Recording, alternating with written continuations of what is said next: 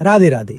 कभी नोटिस किया है, जब तुम दुख में होते हो तब भगवान तुम्हें सहारा लगता है, पर जब तुम दुख को समझकर एक समझदार व्यक्ति बन जाते हो तब भगवान तुम्हें अपने लगने लगता है।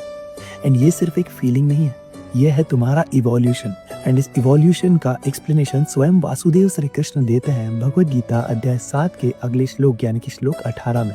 कृष्ण अर्जुन से कहते हैं, उदारा सर्व एवते ज्ञानी त्वात्मेव मे मतम आस्थित स ही युक्तात्मा मामेवानुत्मा गतिम। अर्थ, सब भक्त उदार होते हैं, अच्छे होते हैं, लेकिन ज्ञानी भक्त मुझे सबसे अधिक प्रिय होते हैं, क्योंकि वो मुझे किसी एक्सटर्नल यानी कि बाहरी शक्ति की तरह नहीं देखते, बल्कि अपनी ही आत्मा का एक सत्य समझते हैं। अब यहाँ से और भी ध्यान से सुनना। अध्याय 7 के पिछले श्लोकों में यानी कि श्लोक 16 में कृष्ण ने समझाया था, लोग 4 वजह से भगवान को याद करते हैं, दुख, जिज्ञासा, फायदा और ज्ञान।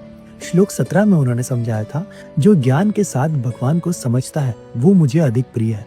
एंड श्लोक 18 में कृष्ण इस पूरी कॉन्वर्सेशन को एक लेवल और ऊपर ले जा रहे हैं। यहाँ कृष्ण समझा रहे हैं, ज्ञानी मुझे खुद से अलग नहीं मानते, वो मुझे अपना ही असली स्वरूप मानता है। अब यहाँ पर न्यूरोसाइंस का एक सुंदर एक्सप्लेनेशन है जो भगवद गीता के इस श्लोक को और ह्यूमन थॉट प्रोसेस को और भी सिंपल बना देता है।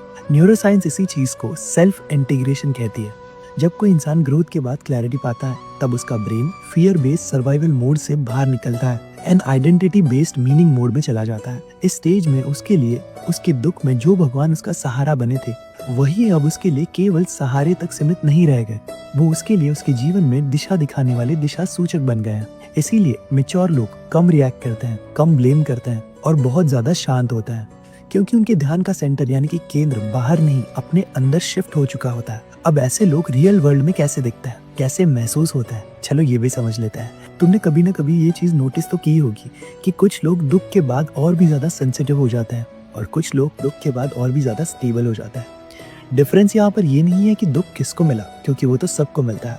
डिफरेंस ये है कि किसने दुख को समझा और किसने केवल उसे झेला। That's it. Summary of this video.